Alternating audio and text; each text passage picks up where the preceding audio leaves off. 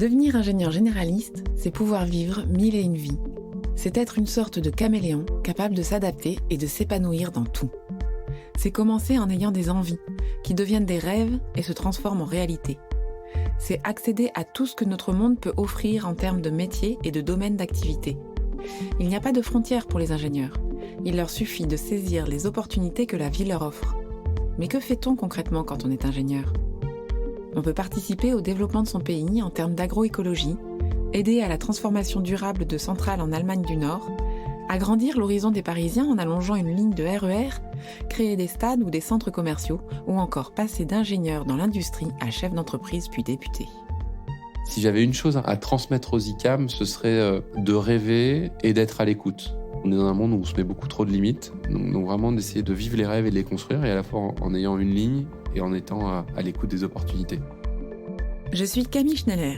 Vous écoutez la 3e saison de Parcours d'ingénieur, un podcast de l'ICAM dans lequel des ingénieurs vous racontent leur parcours de l'école d'ingénieur à aujourd'hui. Je m'occupe de la communication de l'ICAM à Toulouse. Je rencontre autant de jeunes que de rêves et d'aspirations. C'est inspirant, galvanisant, et c'est ce que je souhaite vous montrer à travers le témoignage de ces jeunes devenus ingénieurs. Pour que vous puissiez le découvrir par vous-même, nous avons échangé avec Gaël, Lucie, Flavien, Cécile, François et Aurélie. Ils nous racontent leur parcours, de leurs années d'études à l'ICAM à aujourd'hui. Pour ce premier épisode, nous avons discuté avec Gaël Le Bohec, en plein tournant de sa vie. Après des études d'ingénieur ICAM intégrées à Nantes et une quinzaine d'années dans l'industrie, Gaël a décidé d'aider le service hospitalier français en créant la société Optilogue Santé. Et pour avoir encore une corde de plus à son arc, en 2017, il décide de se lancer en politique et devient député. Aujourd'hui, en fin de mandat, il nous raconte son parcours de l'Assemblée nationale à Paris où il venait siéger un mardi de décembre. Bienvenue à l'Assemblée. On va faire un petit tour de ce gros bâtiment qui a à la fois son âge et à la fois sa gravité. On est dans la cour d'honneur, là. Dans quelques instants, l'ensemble des ministres vont arriver pour participer aux questions au gouvernement. J'arrive souvent le mardi matin, comme ce matin depuis la Bretagne. Des fois le lundi, en fonction des textes, le lundi après-midi, mais le plus souvent, c'est le mardi matin, comme aujourd'hui. Et je reste à Paris jusque jeudi pour participer à l'ensemble des travaux, que ce soit les questions au gouvernement, que ce soit les travaux en commission, et puis les différentes réunions, évidemment, de travail sur les thématiques qui me sont chères. Alors moi j'ai toujours beaucoup d'émotions à passer les portes de l'Assemblée. En particulier, j'adore avoir des réunions, avoir des visites, parce que justement ça me permet de relever les yeux, de regarder la beauté des bâtiments. Donc si j'aime aussi faire beaucoup de réunions et inviter du monde à l'Assemblée, c'est aussi pour à chaque fois et tous les jours pouvoir lever les yeux pour regarder la majestuosité, la beauté du bâtiment qui est vraiment extraordinaire. On était à la cour d'honneur tout à l'heure, on vient de quitter la cour d'honneur, on est passé par la cour des chauffeurs. Là, on arrive à une autre entrée qui s'appelle l'entrée de la questure. Ici, c'est les 3 questeurs qui habitent ici, qui ont leurs appartements. C'est nos directeurs financiers. Il y a 3 questeurs qui sont élus parmi les députés et qui gèrent les 550 millions d'euros de budget annuel de l'Assemblée. Alors, j'étais vraiment au courant de rien. Moi, j'ai découvert vraiment avec la vague En Marche en 2017 le fonctionnement de l'Assemblée, le fonctionnement démocratique au sens large. Et évidemment, qu'on n'a pas idée quand on rentre dans ce bâtiment, même quand on connaît l'Assemblée. Il y a 3000 personnes qui travaillent ici. Il y a évidemment 577 députés, mais il y a leurs équipes, il y a les administrateurs, il y a les fonctionnaires. Et c'est toute une petite ville ici. C'est 3000 personnes tous les jours qui viennent travailler. Je suis moi élu sur la circonscription de Redon, au sud de Rennes, entre Nantes et Rennes. Et donc j'ai 2 équipes en local, une personne qui s'occupe plutôt en local des dossiers individuels, et une autre personne, Nicolas. J'ai Astrid, donc ici à Paris, Kathleen qui s'occupe des dossiers personnels en circonscription, et Nicolas qui gère plutôt les relations avec les élus en local. Il y a beaucoup de vent. On arrive là, devant ce qu'on appelle l'hôtel de Lassay, qui est le château, qui est un château qui est la résidence du président de l'Assemblée nationale, Richard Ferrand, loge ici. Et on peut avoir des réceptions à la fois nationales ou internationales ici, dans ce magnifique bâtiment. On y passe, on y va ?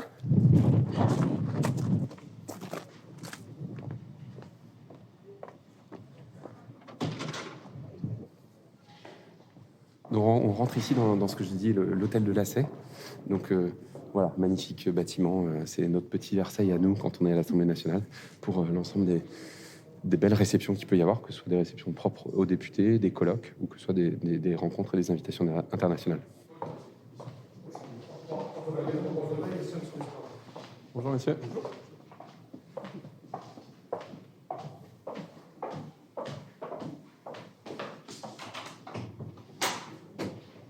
Donc voilà, il prépare ce qu'on appelle ici la salle des fêtes et est en train d'être préparé pour un colloque. Je ne sais pas quel colloque va avoir lieu probablement cet après-midi ou demain.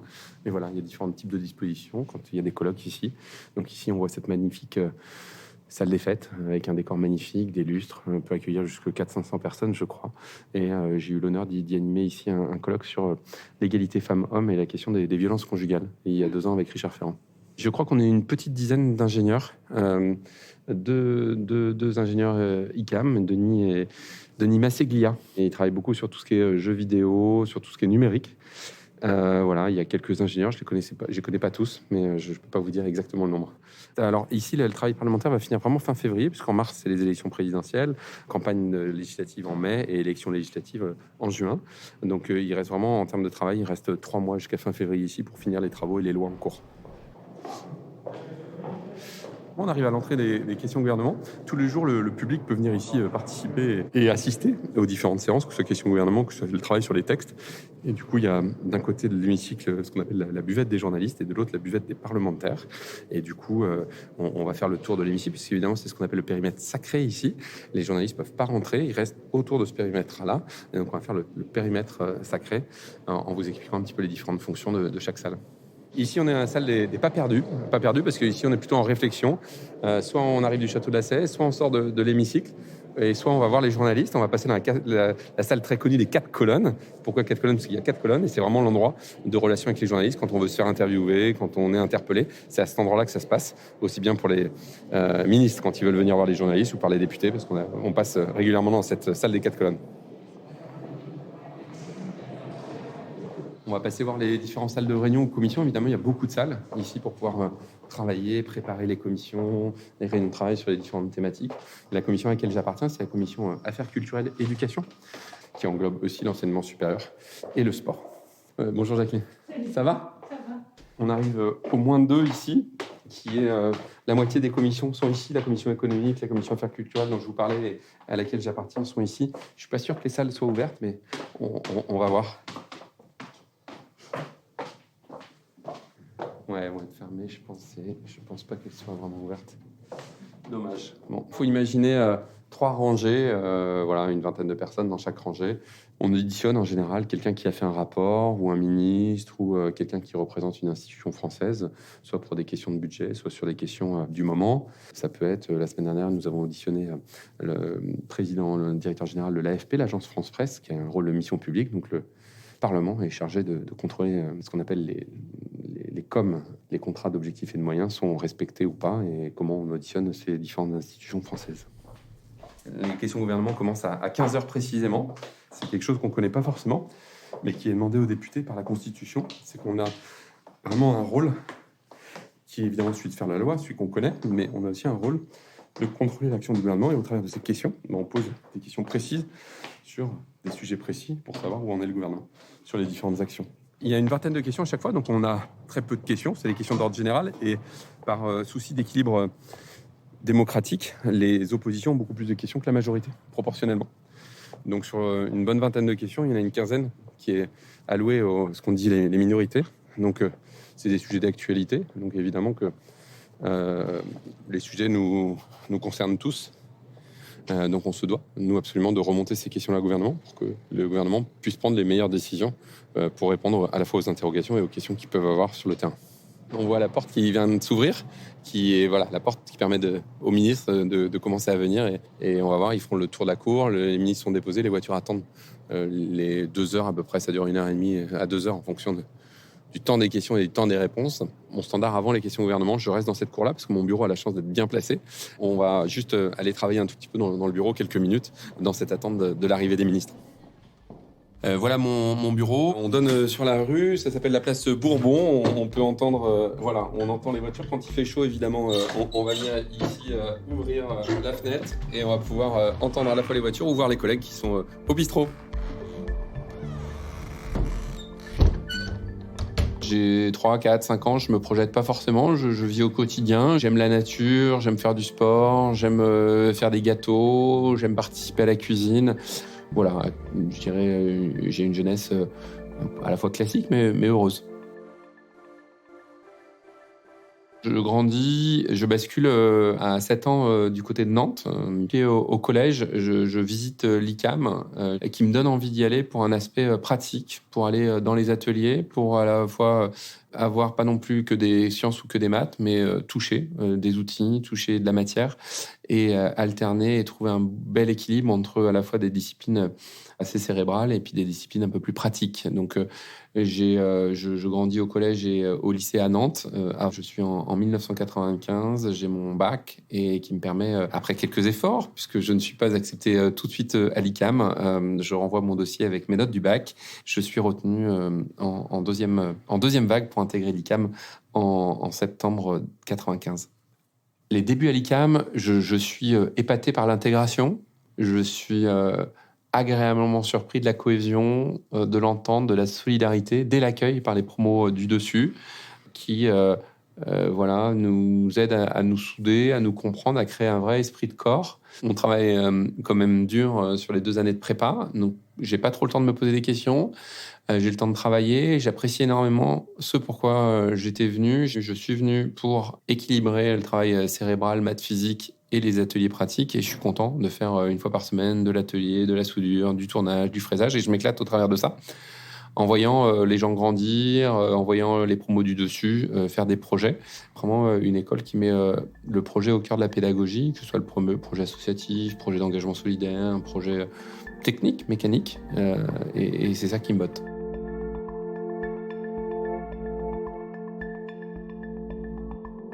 Les années de prépa durent et se passent bien. Je trouve mon équilibre et mon rythme avant de passer sur le cycle ingénieur. Là, je suis vraiment avec les groupes qu'on appelle de TP, les groupes de travaux pratiques, avec toujours une bonne ambiance, avec un peu plus de variété et moins de bachotage, avec des projets. Encore une fois, on peut reprendre un peu plus de sport, un peu plus de projets associatifs. Je suis membre de ce que j'appelle le club Shape. On fabrique nos propres planches à voile, nos surfs avec quelques copains pour aller naviguer un petit peu ensemble. C'est vraiment des moments agréables et sympas, à la fois de solidarité. On fait nos planches au cours de la nuit et puis on essaie de les finir le plus vite possible pour qu'au printemps on puisse aller naviguer. On utilise en fait à la fois dans notre côté plus loisir les compétences que l'ICAM nous donne en termes de technique et donc c'est l'occasion de les utiliser à titre perso. Je suis en SP, en 2e année, j'ai la chance de rencontrer Aline, je sais pas comment on dit, conjointe de l'époque en tout cas, mais une belle aventure amoureuse qui continue aujourd'hui encore. On se lâche pas avec Aline et on continue à la fois nos études, on s'entraide aussi, parce que ça passe aussi par là. On a toujours besoin d'appui, besoin de soutien, besoin de s'entraider. Et puis voilà, et c'est ce qu'on fait depuis un moment maintenant avec Aline.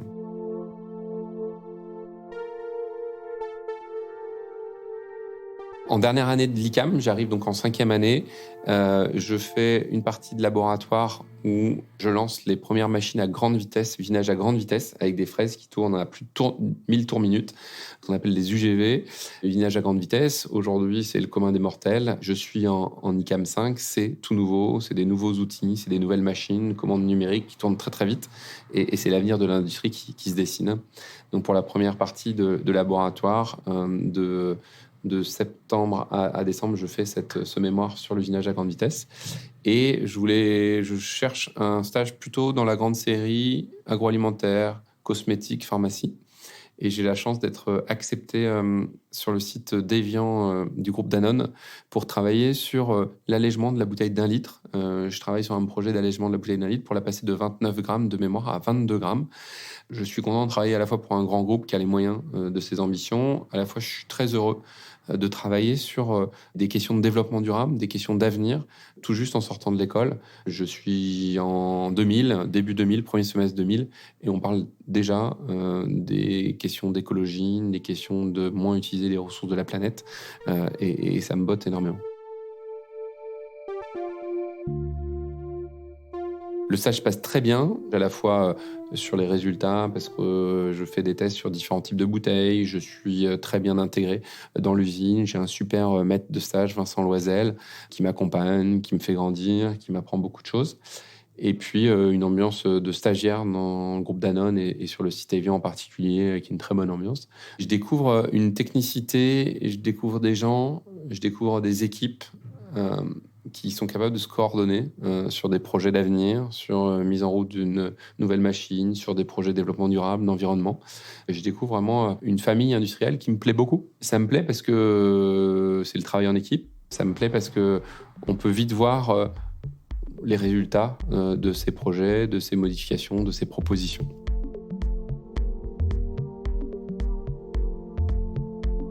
Je suis diplômé au mois de juin-juillet 2000. J'ai envie de continuer dans l'industrie. Danone ne propose pas forcément des postes d'encadrement, c'est-à-dire encadrer des équipes de production, des opérateurs, des techniciens, une équipe de production, 10, 15, 20 personnes, je n'avais pas défini la taille. Danone m'offre plutôt des opportunités de projet, sur des projets de maintenance, de travaux neufs, de techniques.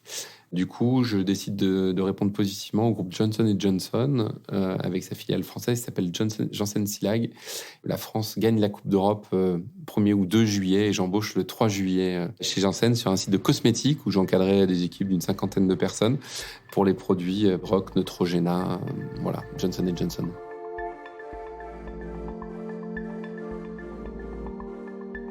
Je reste 2 ans à encadrer les équipes de production, toujours une bonne ambiance. J'apprends le travail en 2-8, voire en 3-8. J'apprends de voir ce que c'est aussi le travail de nuit.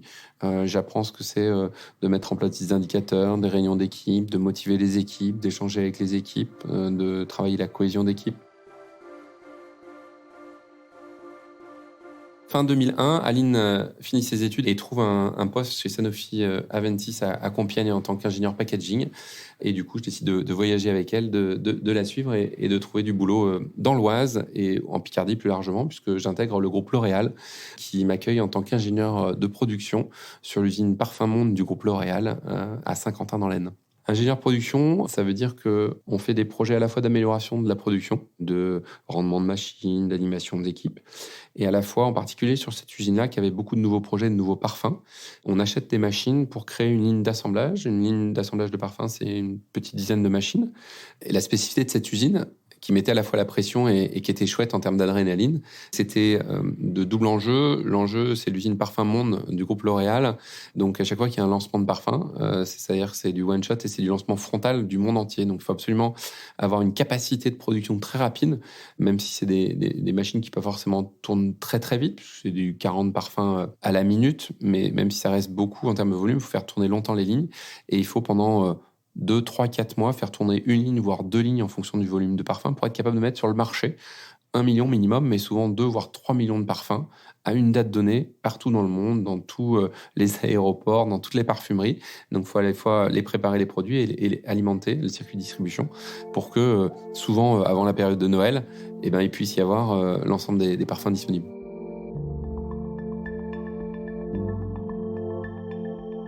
Je fais 2-3 ans, les cycles L'Oréal, quand ça se passe bien, on fait des cycles de 2-3 ans et puis on évolue.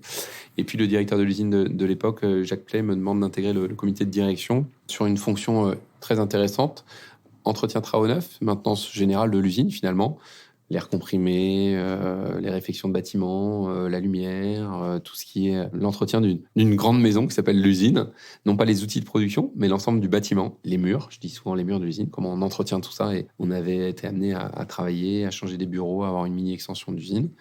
Et puis aussi l'autre côté, sécurité, hygiène, environnement. C'est pour ça que ces fonctions-là chez L'Oréal s'appellent ETN, SHE, entretien travaux neufs, sécurité, hygiène, environnement. Donc une deuxième tête sur la partie vraiment bien-être des salariés, ergonomie, sécurité, hygiène au sens large et environnement, baisse de la réduction des déchets. Je prends la direction entretien d'aéronef, sécurité, hygiène, environnement et j'ai de la part du grand patron un seul challenge qui est que je suis la plus mauvaise usine du groupe puisque c'est la seule où il y a un accident avec arrêt par an. Donc l'objectif est clair, ne plus avoir d'accident le plus vite possible.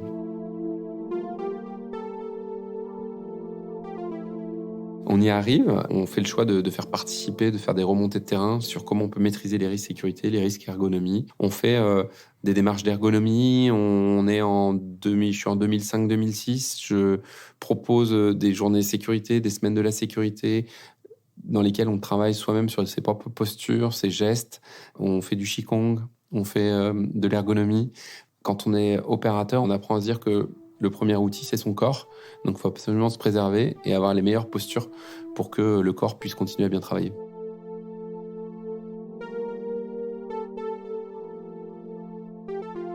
Je reste 3 ans sur ce poste à L'Oréal. Je souhaitais de voyager en famille une nouvelle fois. Aline reprend une entreprise familiale de bilan de compétences et de formation, de ressources humaines au sens large. Nous sommes en 2008. Nous avons eu Elisa en 2004. Jeanne est née en 2007. Donc avec 2 enfants, nous choisissons de voyager pour retourner aux sources et en Bretagne, à Rennes, où Aline reprend donc cette entreprise de ressources humaines, et où je me retrouve responsable de production d'une usine qui assemble des kits chirurgicaux stériles à usage unique. Cette usine s'appelle Medline. Je suis responsable de production, ça veut dire encadrer, non pas là, être juste responsable d'une équipe, par exemple matin ou après-midi, mais j'encadre les 3 équipes de production, matin, après-midi, nuit. Et j'ai 4-5 chefs d'équipe qui tournent et qui s'organisent et qui chapeautent l'ensemble de la production, à peu près 150, 160 personnes qui permettent d'assembler 15 000 kits tous les jours. Et nous livrons 2000 établissements de santé partout en Europe.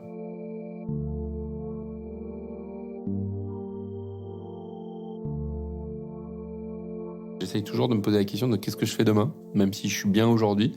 Qu'est-ce qu'on me propose? Évidemment, je suis ouvert aux propositions et je suis ouvert à la proposition de prendre l'ensemble des opérations de l'usine en 2011-2012, qui fait que non seulement je prends la responsabilité de la production, mais je prends 7 services opérationnels, l'ensemble des opérations. J'encadre tout ça pour rendre l'usine plus performante et mettre encore plus de liens entre les différentes équipes de l'usine. Donc un beau projet. Encore plus d'envergure, encore plus de responsabilité, avec une usine avec beaucoup d'autonomie dans les projets, donc on est vraiment libre.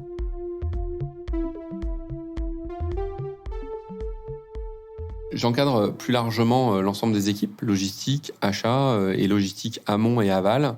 Et je me rends compte qu'en termes de qualité, en termes de logistique, on avait des incompréhensions avec les clients. Et j'y vais voir chez le client pour comprendre qu'est-ce qui se passe et pourquoi, sur des problèmes qualité, un produit qu'on a livré en 3 jours, le client nous fait un retour au bout de 6 mois. Quand on a une problématique qualité, qu'est-ce qui fait qu'on dit que le pack a été troué? À quel moment de la chaîne logistique le pack a été endommagé? Et puis à la fois, moi, ça m'a fait découvrir l'hôpital. Je parle souvent, quand je cache, de misère organisationnelle des hôpitaux. Ça m'a fait découvrir des gens qui sont dans la santé, qui sont de bonne volonté. Je découvre des gens qui ont envie d'avoir un hôpital ou une clinique à la hauteur des soins qu'on a la chance d'avoir en France, entre autres, et qui se heurtent à des murs organisationnels, de logistique, de qualité, de compétences. Ça me travaille, parce que je vois des usines d'un côté très organisées, qui parlent de bien-être, qui parlent d'ergonomie, qui parlent de prévention des risques de l'activité, et je vois un monde hospitalier au sens large, soignant, mais pas que. Les agents logistiques, les agents administratifs ont beaucoup de difficultés à travailler sur les projets, à travailler sur l'amélioration continue. Un jour, je vais dans une pharmacie de l'Est de la France où je fais un conseil d'amélioration ergonomique dans une pharmacie, en disant à la pharmacienne qu'on pouvait modifier 2-3 trucs pour améliorer la situation. Et la pharmacienne me répond, mais ils n'ont pas leur mot à dire car ils sont fonctionnaires. Et là, je crois que c'est un des déclencheurs, en effet, de se dire qu'il fallait encore plus aller aider en termes d'organisation, en termes d'ergonomie, les personnels hospitaliers au sens large.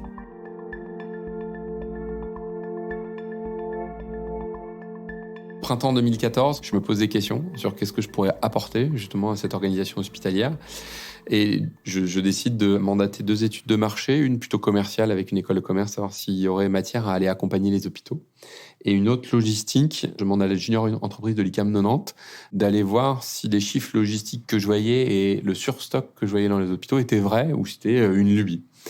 Donc je demande à avoir ces 2 études entre guillemets de marché rendues en juillet 2014 et je réfléchis en août 2014 et je reviens des vacances et je vais voir mon chef en lui disant voilà, on s'entend très très bien Lionel et on va se quitter en bons termes, probablement d'ici la fin d'année, peut-être un petit peu avant, peut-être un peu après, mais moi je vais monter une entreprise qui va aller transformer les hôpitaux en termes de flux logistiques. Engagement tenu, engagement pris avec mon directeur, on se sépare en très bons termes et je quitte le site de Medline en janvier 2015 pour cette nouvelle aventure d'entrepreneur, de création d'entreprise. Entreprise Optilog Santé qui est créée en mars 2015. L'esprit, c'est optimisation de la logistique en santé pour aider vraiment à l'optimisation organisationnelle en santé. Dans le cadre de cette création d'entreprise, Je recroise Sébastien Kougoula, qui est un collègue de promotion avec des compétences très poussées sur l'organisation industrielle, puisque Sébastien a bossé longtemps dans l'industrie automobile, et évidemment avec des compétences qui sont transférables dans le monde hospitalier. D'où l'intérêt de pouvoir travailler ensemble et de se dire, on va créer une aventure ensemble et on va créer l'entreprise ensemble. Sébastien rejoint Optilog Santé officiellement en octobre 2015. On est dans des bureaux au sud de la région rennaise et on fait finalement ce qui existe dans toutes les usines du monde de France et de Navarre.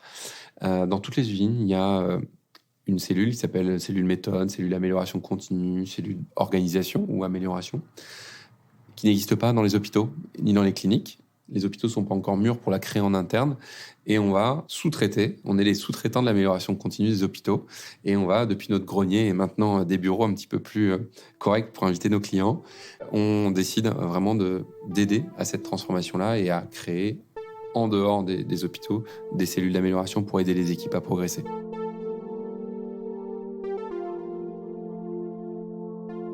On crée cette entreprise avec la chance de certains hôpitaux, certaines cliniques qui voient bien qu'elles ont des problèmes mais ne savent pas comment les résoudre. Et puis d'autres qui nous prennent un peu pour des fous furieux en se disant « mais qu'est-ce que vous venez nous embêter ? On va vraiment pas gérer des boîtes de médicaments comme on gère des boîtes de petits pois ou comme on gère un shampoing ou comme on gère une voiture. » Donc vraiment, la confrontation est un peu difficile dans certains sites entre le personnel de santé et l'ingénieur qui vient avec ses méthodes un peu carrées, ainsi de suite. Sauf que, en termes de flux, alors vraiment, le point de départ, c'était de se dire, il y a un vrai problème, on livre, quand j'étais côté fournisseur, j'étais chez Medline, je livre le client en 3 jours, et par contre, je retrouve du stock il y a 4, 5, 6, 8 mois. Donc l'idée, c'est vraiment d'accompagner les équipes à mieux maîtriser leur stock, à transférer des compétences logistiques par la formation, par une approche quotidienne, que les équipes construisent leur propre levier de maîtrise du stock. Et c'est l'avantage, quand vous avez beaucoup trop de stock, dès que vous faites un petit effort, vous faites tout de suite beaucoup de place, vous trouvez plus vite les choses, vous êtes plus performant. Et finalement, il y a un bien-être qui en découle aussi, le fait de trouver plus facilement les choses et d'avoir moins de bazar autour de soi. Ça me change carrément tout, puisque c'est pas du tout la même logique quand j'étais plutôt dans des grands groupes avant. Là, je suis tout seul à tout faire. Quand vous créez une entreprise, vous êtes à la fois DRH, informaticien, producteur, qualiticien, commercial. Donc ça ouvre une palette sur laquelle on n'est pas toujours bien, parce qu'on sort forcément d'une zone de confort et de zones qu'on n'a pas découvert avant. Et à la fois, on en est le maître. C'est-à-dire qu'il n'y a personne pour vous embêter. Vous choisissez vraiment tout ce que vous faites de A à Z. Et c'est le côté à la fois intéressant, grisant, de se dire, voilà, c'est moi qui décide l'ensemble du package. Les premières années, les premiers mois, c'est toujours les montagnes russes. C'est-à-dire que vous signez un client, vous êtes content. Waouh, une clinique qui signe, je suis content. La clinique que vous avez ciblée, avec laquelle vous avez bossé. Vous faites une première mission. Et puis derrière, plus rien pendant quelques semaines. Donc vous vous dites, mais est-ce que ça porte ses fruits ? Est-ce que je vais le faire ? Et puis là, il y a un deuxième contrat qui arrive.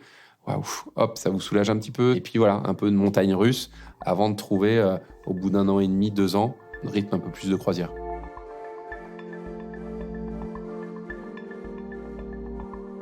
On arrive fin 2016, au bout d'1 an et demi, on sait aller choisir nos clients. On a trouvé ce cœur de fonctionnement avec la mutualité française. Et on arrive à déployer des clients à la fois dans les établissements privés, à la fois dans les établissements publics, ce qui nous permet d'avoir un bel équilibre, un tiers dans le public, un tiers avec la mutualité qui nous porte vraiment la plupart de nos démarches, et puis un tiers dans le privé.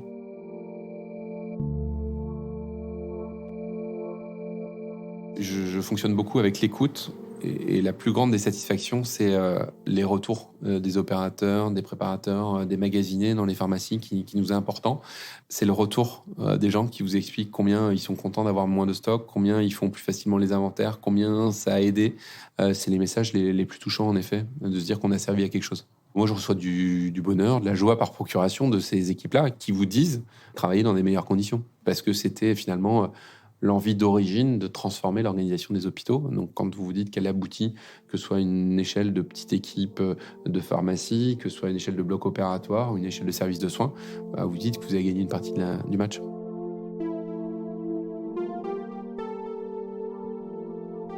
On est fin 2016 et je vois cet ovni un petit peu politique qui a envie de s'intéresser aux gens, qui a envie d'aller voir des gens qui n'ont jamais fait de la politique, qui a envie d'ouvrir la politique, qui a envie de faire la politique telle qu'on rêverait d'en faire et qui dit à chacun, animez un groupe local Vous verrez bien, ça marche pas. En tout cas, vous l'animerez comme vous aurez envie. Si vous l'animez entre guillemets mal, ça s'éteindra tout seul. Et si vous l'alimentez, si vous l'animez, vous allez créer un comité citoyen, vous allez pouvoir porter des idées. On avait un seul credo, c'était de faire des réunions où tout le monde n'est pas d'accord. Si vous êtes d'accord, c'est pas la peine de faire la réunion puisque vous êtes d'accord. Mais allez chercher des gens de tous les âges, allez chercher des gens de toutes les catégories socio-professionnelles et essayez de ne pas être d'accord pour trouver un consensus sur lequel vous arriverez à vous mettre d'accord.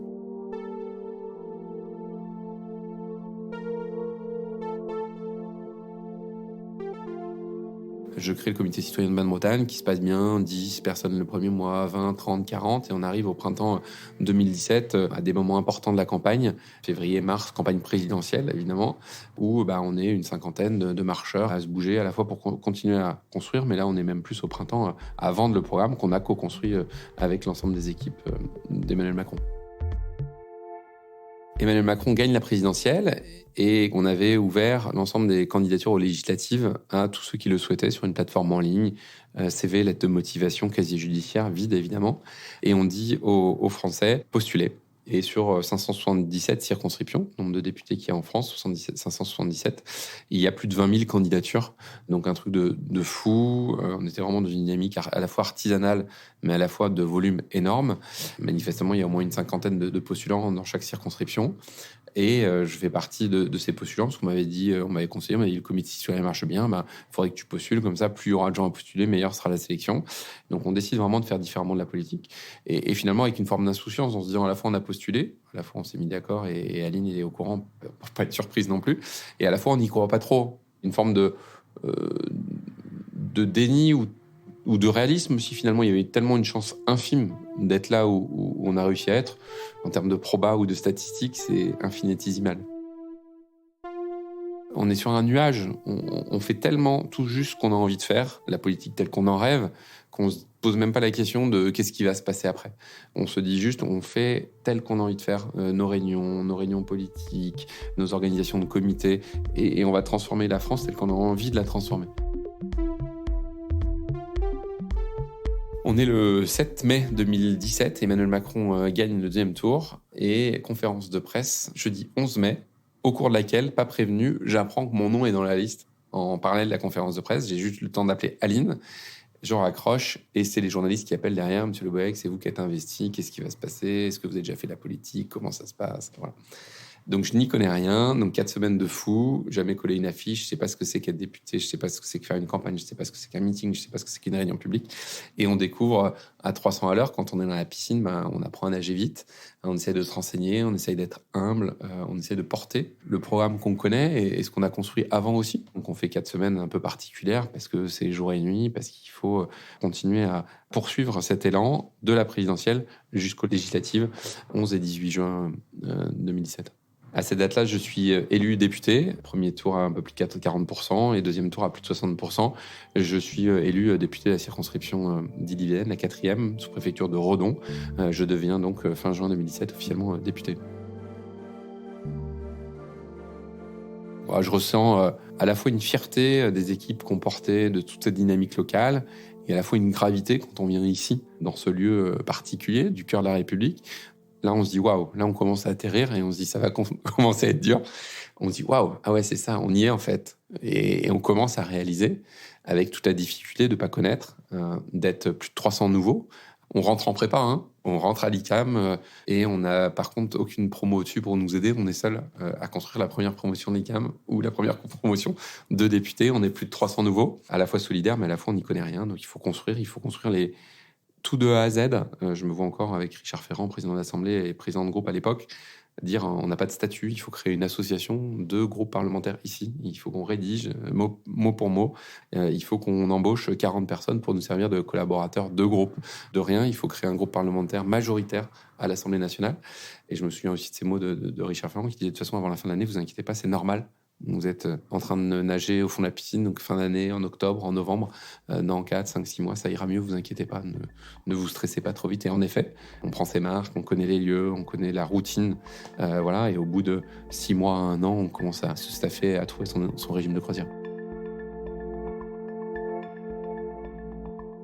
Mon mandat arrive à sa fin. Aujourd'hui, j'ai pas totalement décidé. Je suis plutôt parti sur un mandat. La question se pose. À la fois, comme dans la plupart de mes postes ou de mes fonctions, je m'éclate, je suis curieux. Des portes qui s'ouvrent, qui seraient jamais ouvertes avant, qui s'ouvriront jamais après. Je ferai pas ma vie en politique parce que je pense que la politique a besoin absolument de respiration. Donc, je vais faire ce qu'on appelle un 360 degrés en janvier et février pour aller ouvrir les yeux, regarder ce que pensent mes collègues, les ministres, les cabinets des ministres, les citoyens, les maires. Et en fonction de ce feedback, de ce retour d'expérience, à la fois ça m'alimentera sur ma décision finale que je prendrai autour de la présidentielle, parce que ça dépend aussi, mais en fonction des résultats, ça peut aussi faire évoluer la décision finale.